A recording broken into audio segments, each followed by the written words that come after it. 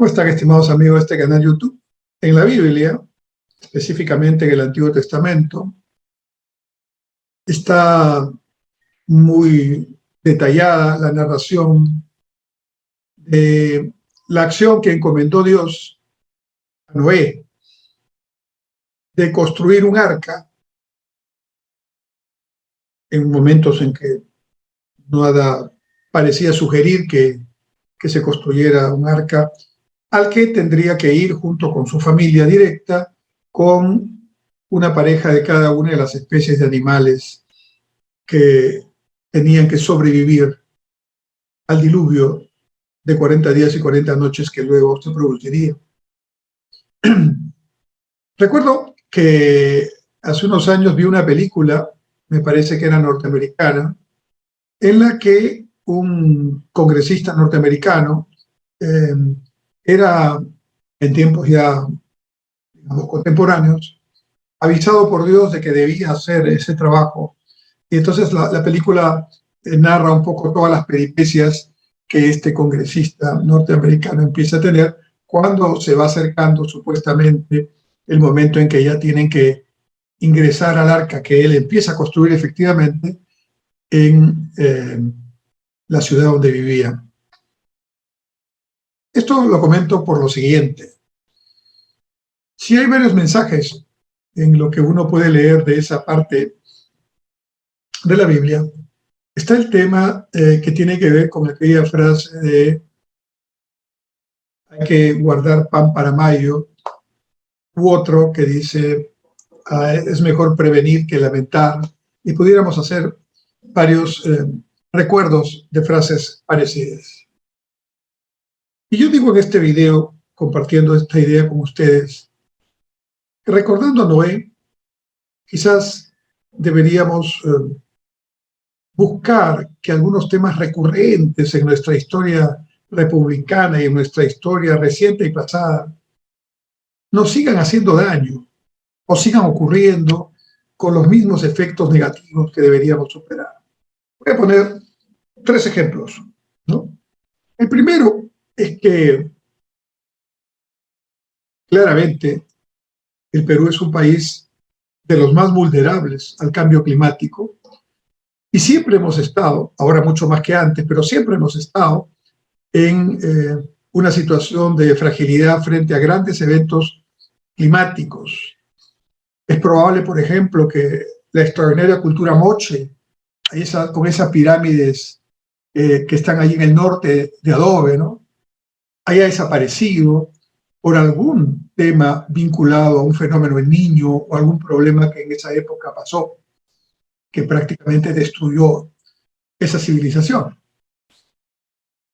Y ahora en tiempos más contemporáneos, en tiempos más recientes, vemos cada vez que se acerca diciembre, enero, febrero, que empiezan cuando son normales los periodos climatológicos, porque ahora está todo cambiado, pero cuando más o menos se dan las secuencias que conocemos, ¿no?, viene las lluvias en la sierra y en la Amazonía, de la vertiente del otro lado de la cordillera, la vertiente amazónica, viene las lluvias y de alguna manera esas lluvias generan o activan ríos o hacen más caudalosos ríos que empiezan a generar finalmente unas torrentadas y lo que aquí en el Perú se llaman huaicos, es decir, desplazamiento del lodo producto del agua que cae de las partes altas y va arrasando con todo lo que encuentra.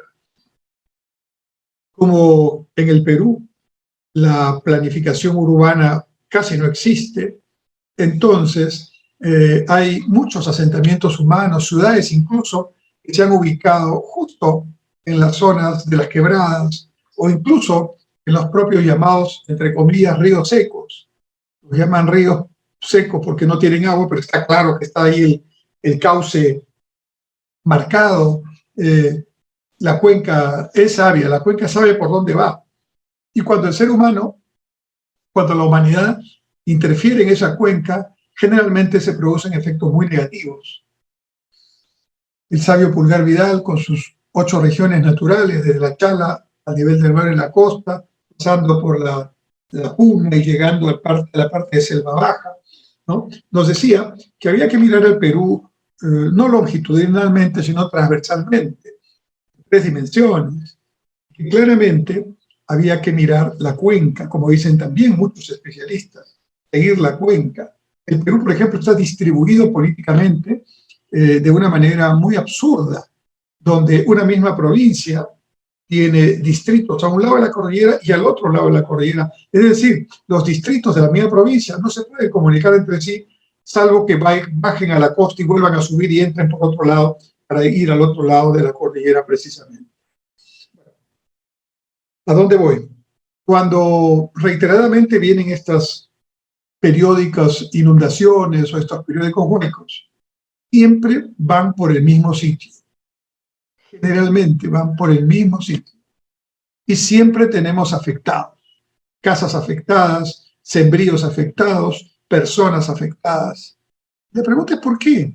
Si siempre baja por ahí el Huayco, entonces lo que habría que hacer es ya no ponerse en ese lugar y sino ponerse a la derecha o a la izquierda, lejos de esa zona.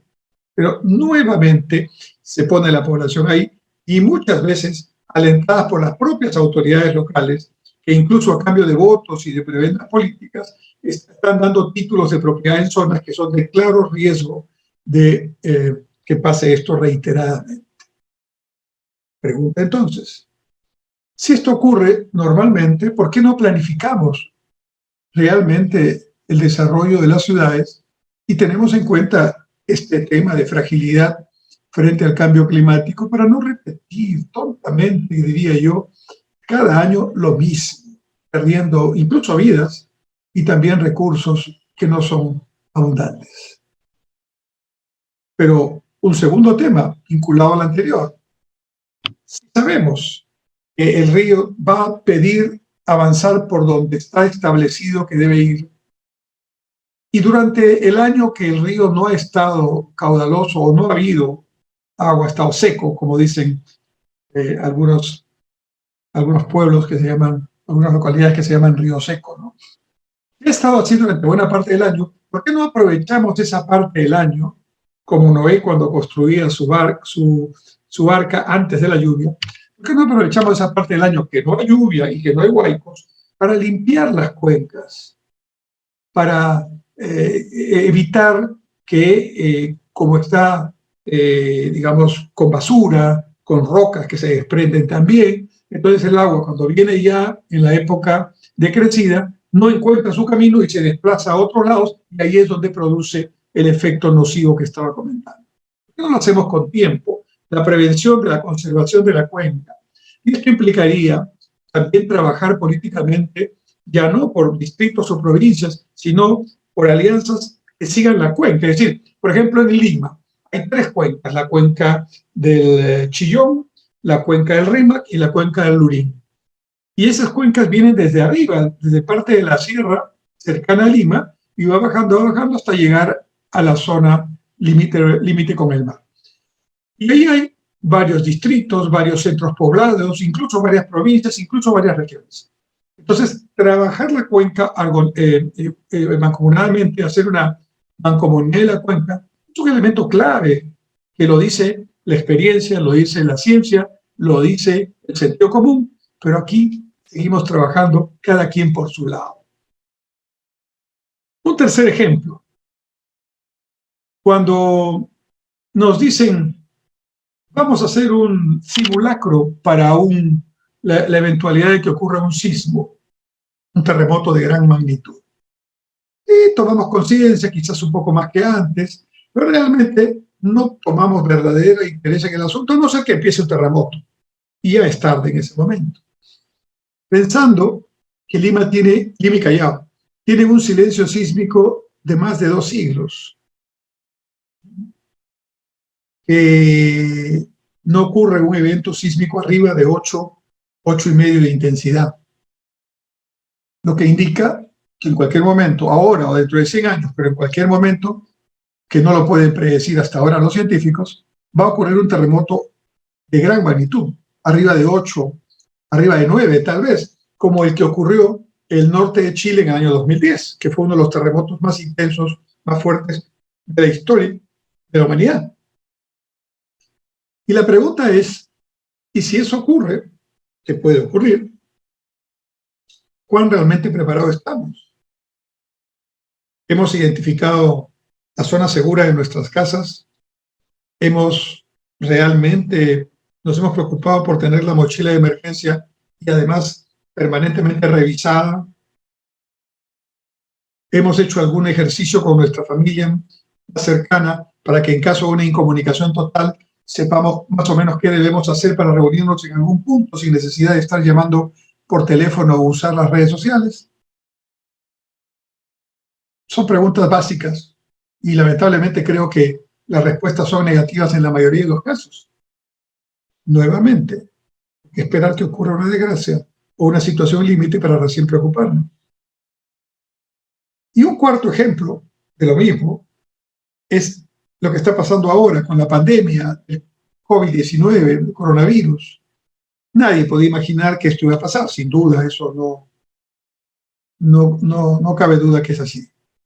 Nos agarró de sorpresa a todos, al mundo entero. Y ahora que ya estamos, creo, iniciando la salida de la pandemia, viene un poco ya la reflexión, ¿no?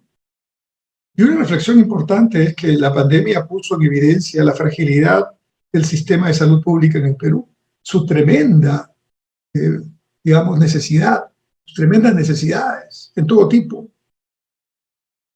Y claro está, la pandemia requiere atención frente a la emergencia, pero el trabajo preventivo, ¿no? El trabajo de la salud preventiva, de una buena educación para una buena salud, practicar el deporte para una salud integral, saber combinar la comida para poder tener una nutrición adecuada en medio de las circunstancias que cada quien tiene. Son elementos de aprendizaje que pueden ayudar mucho en una situación extrema como una pandemia a soportar mejor esa situación de fragilidad. Claramente, una persona que está con enfermedades crónicas tiene muchas más posibilidades de agravar o de enfermar en cualquier circunstancia límite. Y un quinto ejemplo, ya el último, estamos viendo con agrado que empieza un proceso lento de reinicio de las clases presenciales en los colegios del Perú. Somos el Perú, el país de América Latina que más se ha retrasado en este tema. Tenemos 2 años prácticamente donde una buena parte de los estudiantes del Perú no han cumplido los requisitos académicos mínimos que debían cumplir. Hay que recuperar ese tiempo para no perder importantes aspectos de la formación de una generación. Pero la pregunta es, el 2020 no, porque el 2020 estuvimos todos encerrados, sorprendidos, cuidándonos. Pero el 2021 ya empezamos a tener cierta normalidad, cierta actividad presencial con cuidado y distanciamiento sanitario. Entonces se aprovechó un año, todo el año 21, para revisar los colegios, para tomar el diagnóstico de qué necesitaban, para ponerlos en valor, para mejorar su infraestructura, para mantener sus baños, para lograr que pudiera, en el regreso que ahora se está dando, dar la seguridad y la tranquilidad de que los niños y los jóvenes van a ir al colegio y van a poder hacer una educación con cuidado sanitario, segura, pero sin necesidad de perder otro año. ¿Acaso no se pudo hacer? ¿Es un problema presupuestal? No, ahí está el dinero. Es que, como en el caso que nos relata la Biblia, recién reaccionamos cuando el problema está en nuestras narices. Ya poco se puede hacer. La prevención, digamos, anteponerse a los acontecimientos que pueden venir más adelante, es algo que tenemos que aprender a hacer. Y como Noé, pues construir el arca que corresponda, aun cuando no llueve en ese momento. Con seguridad, cuando venga la lluvia, nos va a servir, nos va a proteger e incluso nos va a salvar la vida. Una reflexión que dejo con ustedes, para que ustedes a su vez tengan su propia opinión. Muchas gracias.